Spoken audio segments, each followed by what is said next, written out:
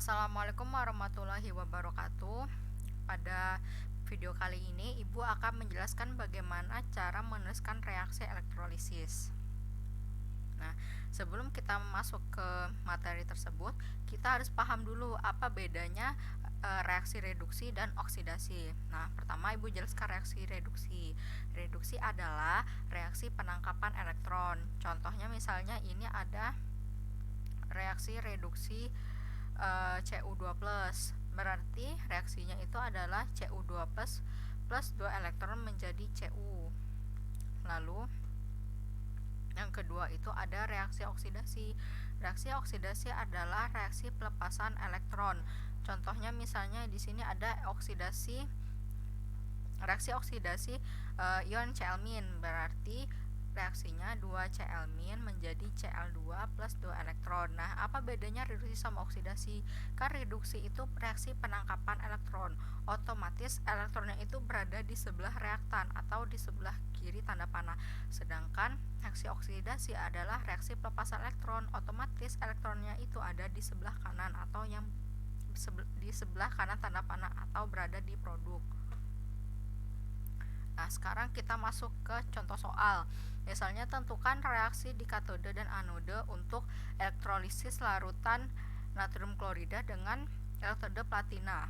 Nah, langkah yang pertama kali kita lakukan adalah kita tulis dulu reaksi ionisasi dari natrium klorida. NaCl menjadi Na plus Cl-. Na plus berperan sebagai kation dan Cl- berperan sebagai anion. Nah, pertama-tama kita cari dulu reaksi di katode ya. Nah, pertama yang ditanya itu apa kationnya? Kita balik. Nah, ternyata di kation itu ada Na+. Nah, Na+ ini adalah salah satu ion yang termasuk dalam golongan 1A kan. Nah, berarti dia masuk ke sini. Lalu ditanya, apa fase senyawanya? Kita lihat fase senyawanya apa? Wah, ternyata fase senyawanya larutan nih. Nah, berarti dia jika fase senyawanya larutan, otomatis air yang tereduksi. Nah, berarti reaksinya itu adalah 2H2O plus 2 elektron menghasilkan 2OH- plus H2. Berarti reaksinya ini ya.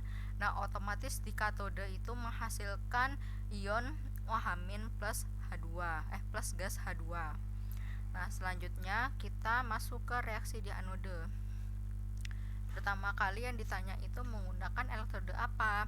Kita lihat siapa elektrodenya. Elektrodenya ternyata platina.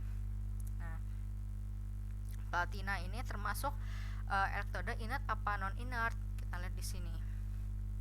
Elektrode inert adalah elektrode yang tidak dapat bereaksi atau susah bereaksi. Contohnya itu ada platina, emas, karbon atau disebut juga dengan grafit. Nah, tadi kan elektrodenya itu kan platina, otomatis dia termasuk ke elektroda inert kan.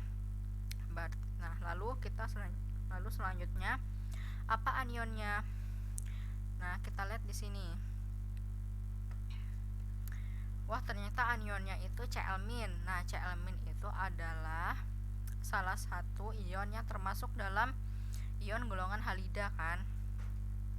Nah, jika ion halida seperti Cl-, Br-, I-, maka ion halidanya yang teroksidasi. Rumusnya itu adalah 2X- menjadi X2 plus 2 elektron. Nah, berarti jika kita tuliskan berarti 2Cl- menjadi Cl2 plus 2 elektron. Nah, otomatis di anode menghasilkan gas klorin atau Cl2. Nah, sekarang kita lanjut ke soal selanjutnya. Reaksi elektrolisis leburan natrium nitrat dengan elektrode platina. Nah, sama pertama kali yang kita lakukan adalah kita tulis dulu reaksi ionisasi natrium nitrat. Berarti NaNO3 menghasilkan Na plus NO3-. Na plus berperan sebagai kation dan NO3- berperan sebagai anion. Nah, pertama kita cari dulu reaksi di katode. Nah, yang pertama kali ditanya apa kationnya? Kita lihat di sini. Siapa kationnya? Na+ kan. Nah, Na+ ini adalah termasuk ion golongan 1A kan.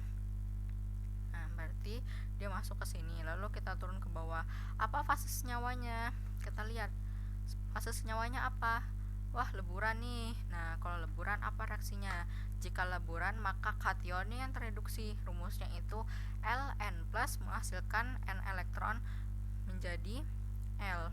Nah, berarti jika kationnya Na plus, otomatis reaksi di katodenya itu adalah Na plus elektron min menghasilkan Na. Nah, berarti dapat disimpulkan bahwa di katode reaksi di katode menghasilkan endapan logam natrium kan. Nah, sekarang kita lanjut ke reaksi di anode. Pertama kali yang ditanya itu menggunakan elektrode apa? Nah, kita lihat menggunakan elektrode apa? Wah, platina. Berarti golongan termasuk elektrode inert kan. Nah, otomatis dia masuk ke sini. Lalu kita lanjut ke bawah. Apa anionnya? Wah, ternyata anionnya itu NO3-. Nah, ion nitrat atau NO3- ini termasuk ion sisa asam oksi. Nah, otomatis reaksinya itu adalah air yang teroksidasi. Nah, bagaimana reaksi oksidasi air? 2H2O menjadi 4H plus O2 plus 4 elektron. Nah, otomatis di anode, reaksi di anode itu menghasilkan gas oksigen dan ion H+. Nah, kita lanjut lagi ke soal selanjutnya. Reaksi elektrolisis larutan kalium bromida dengan elektrode perak atau Ag. Nah, pertama-tama kita tulis dulu nih reaksi ionisasinya. KBr menjadi K+ plus Br-. K+ berperan sebagai kation dan Br- berperan sebagai anion. Nah, pertama-tama kita cari dulu reaksi di katode. Nah, yang pertama kali ditanya apa kationnya. Nah, tadi tuh kationnya kan kalium nih, K+ kan, ion kalium. Nah, otomatis K+ itu termasuk dalam golongan 1A kan. Nah, berarti kita lanjut ke bawah sini. Apa fase senyawanya? Misalnya senyawanya itu maaf.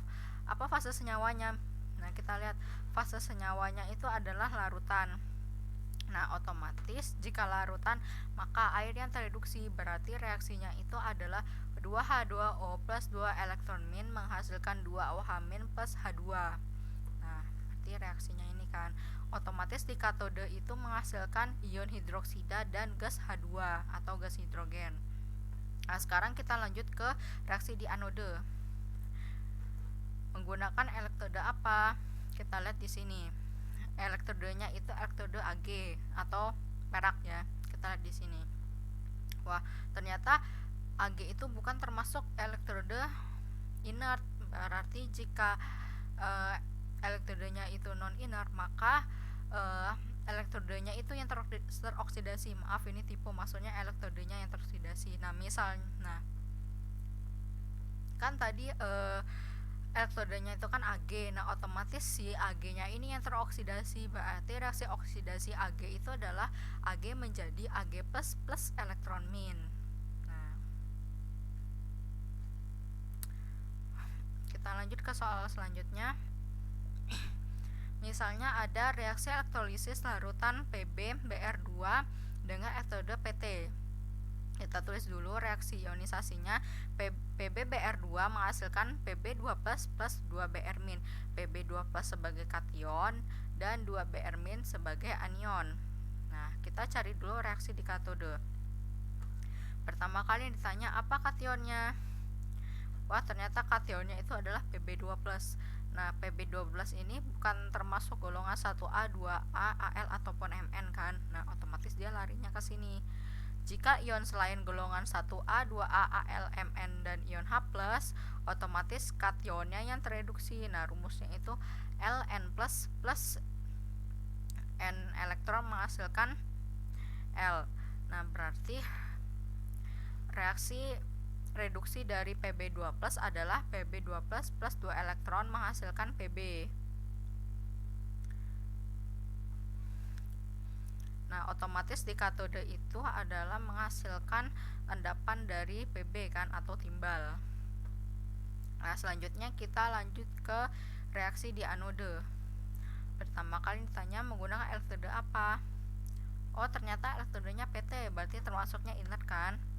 Lalu ditanya lagi, apa anionnya?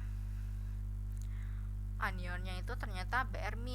Nah, Br- ini adalah salah satu ion yang masuk ke dalam golongan halida kan? Nah, jika ion halida, maka ion halidanya teroksidasi. Nah, rumus reaksinya itu adalah 2X- menjadi X2 plus 2 elektron.